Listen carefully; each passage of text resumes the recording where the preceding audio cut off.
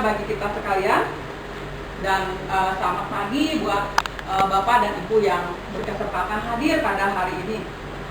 Baik Bapak dan Ibu, sebelum kita mulai, saya ingin membuat dulu pantun supaya kita tidak lebih fresh dan lebih akrab. Jalan-jalan di Kota Bogor, jangan lupa membeli talas. Cakep. Rencana dulu itu panti pelopor, selalu kembangkan potensi disabilitas. Cakep ya. Bapak dan Ibu, pada kesempatan ini kita di sini berkaitan dengan disabilitas ya.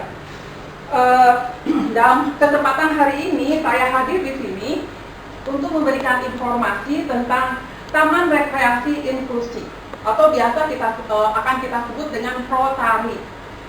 Protari ini adalah suatu sarana yang memfasilitasi para anak penyandang disabilitas untuk mengaplikasikan haknya dia dalam pengembangan potensi dirinya.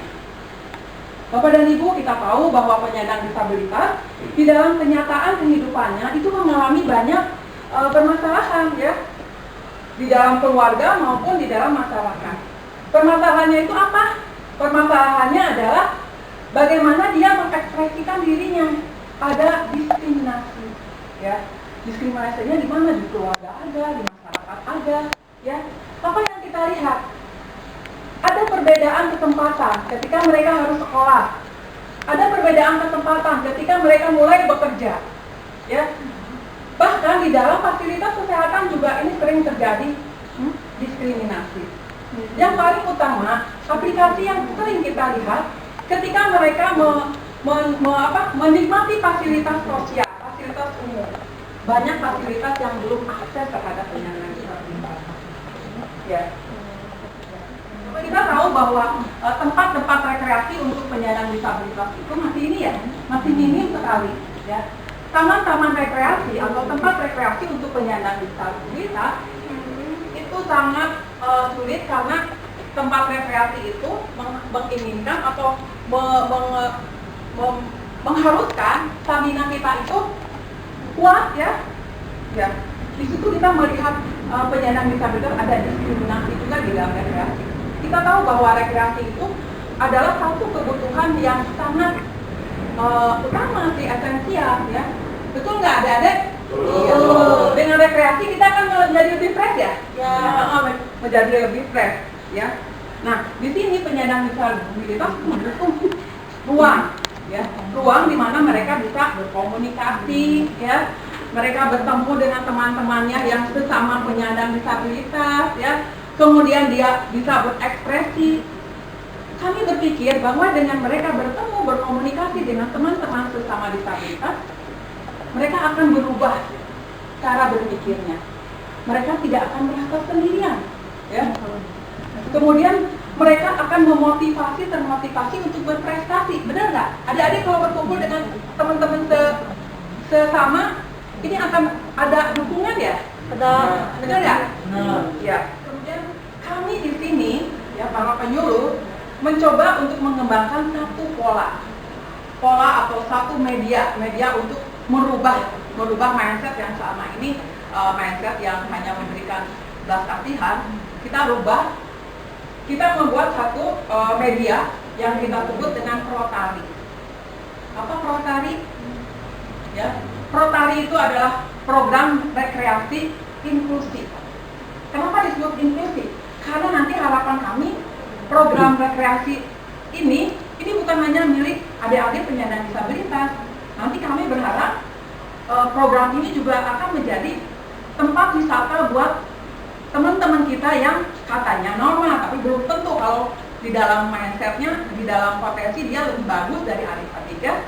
Jangan khawatir, nanti walaupun tempat ini menjadi tempat mereka juga, tapi 80% itu adalah tempat rekreasi penyandang disabilitas. Kita buat suatu taman rekreasi. Di situ kita akan tampilkan nanti beberapa macam fasilitas, ya, fasilitas sehingga para penyandang disabilitas, lingkungan sekitar itu akan mudah mempelajari apa yang ada di taman itu untuk proses pembelajaran. Ya, kenapa? Nah itu alasan kenapa kita memilih wahana ini, sarana ini adalah taman rekreasi.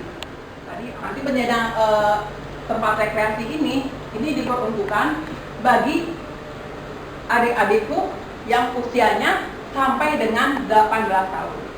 Ya, kenapa sampai 18 tahun? Karena di sini adalah arena untuk pengembangan potensi. Yang namanya Protari, program rekreasi inklusi itu berupa taman, ya, berupa taman bermain bagi penyandang disabilitas. Ini itu ada sarana. Pertama, taman, ya.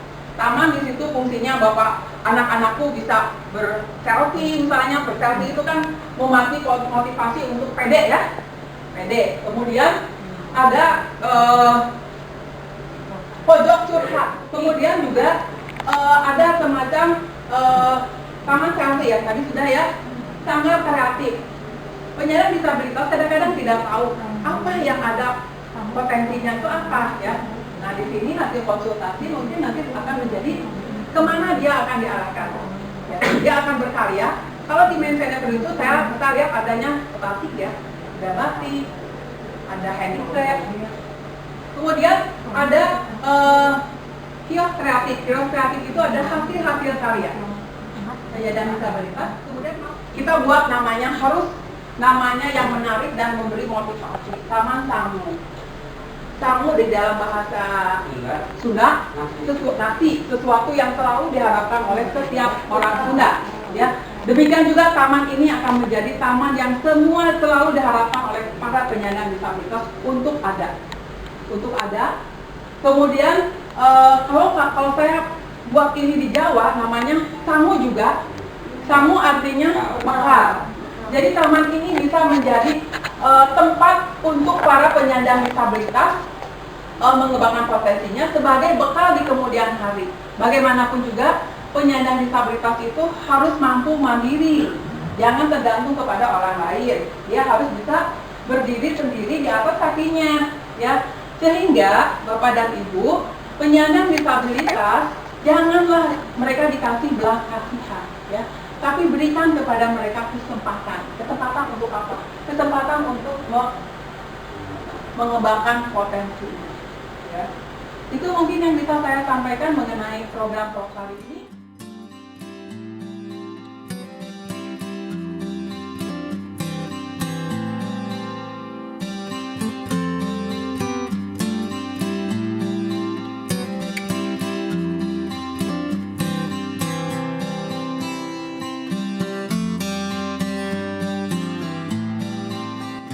Kami disabilitas, tapi kami harus maju. Beri kami kesempatan.